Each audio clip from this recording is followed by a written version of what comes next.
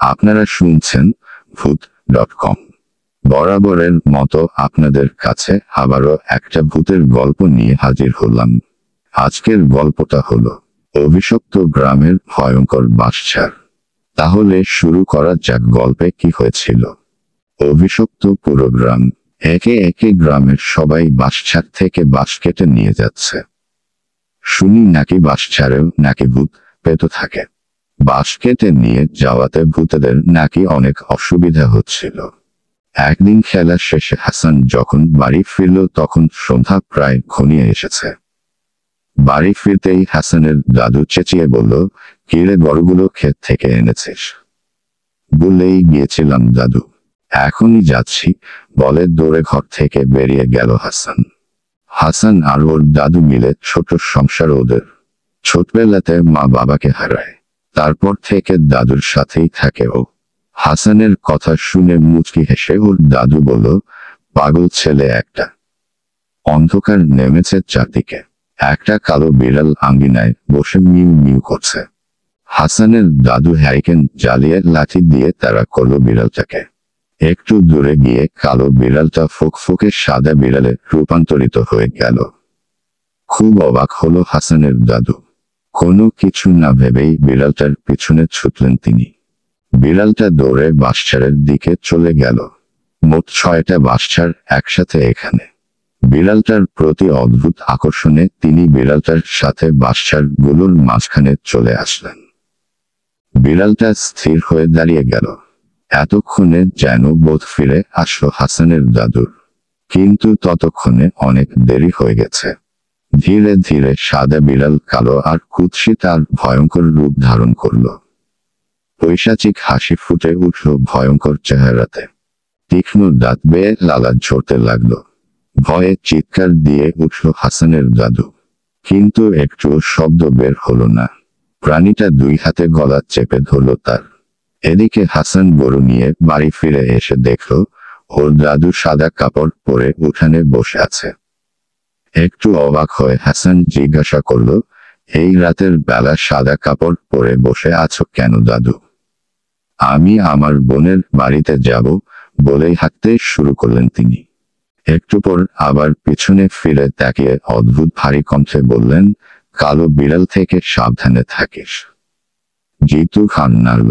ওর দাদু চলে গেল। হাসান ঘরে ঢুকে বিছানায় শুয়ে ভাবল, দাদু কালো বিড়ালের কথা কেন বলল? রাত গভীর হলো। হাসান গভীর ঘুমে হারিয়ে গেল। পরদিন সকালে চিৎকার চেঁচামেচি শুনে ঘুম ভাঙল হাসানের। ঘুম থেকে উঠে বাহিরে এসে দেখল ওর দাদুর মৃতদেহ পড়ে আছে উঠানে। আর তার চারপাশে গ্রামের মানুষজন জড়ো হয়ে আছে। হাসান কিছুই বুঝতে পারল না। রনি দৌড়ে এসে বলল, সকালে বাঁশঝাড়ের দিকে গিয়ে দেখি তোর দাদুর লাশ পড়ে আছে, গলায় আঙুলের লাল লাল ছাপ। হাসান কিছু বলল না, বাক্রুদ্ধ হয়ে পড়ল। ওর চোখ বেয়ে পানি পড়তে লাগলো। দুপুরের আগেই দাফন কাফন সম্পন্ন করা হলো ওর দাদুর। বটগাছের গোড়ায় বসে কান্না করছে হাসান। ও কিছুতেই ভাবতে পারছেন না ওর দাদু নেই। আর সবচেয়ে বেশি যেটা ভাবছে সেটা হলো ওর দাদু মারা গেল কি করে, সেটাই মাথায় ঢুকছে না। ওর মাথায় ঘুরপাক খাচ্ছে শুধু দাদুর শেষ কথাটা, কালো বিড়াল থেকে সাবধানে থাকিস। দুপুর গড়িয়ে বিকাল হলো। আস্তে আস্তে সন্ধ্যা ঘনিয়ে আসলো গ্রামে। রনি মাছ ধরে বাঁশঝাড়ের পাশ দিয়ে যাচ্ছিল। হঠাৎ ও শুনতে পেল কে যেন বাঁশঝাড়ের ভিতর থেকে করুণ কণ্ঠে বাঁশি বাজাচ্ছে। একটু অবাক হলো, এই সাঁঝের বেলায় কে বাঁশি বাজাচ্ছে এখানে? বাঁশঝাড়ের ভিতর ঢুকলো।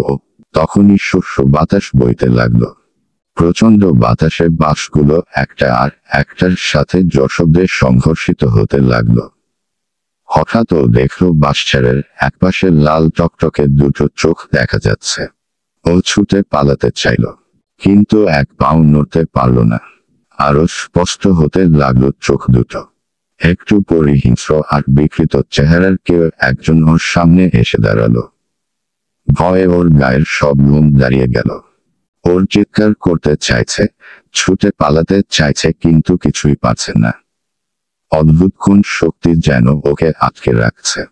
পরদিন সকালে রনির লাশ পাওয়া গেল বাঁশঝাড়ে।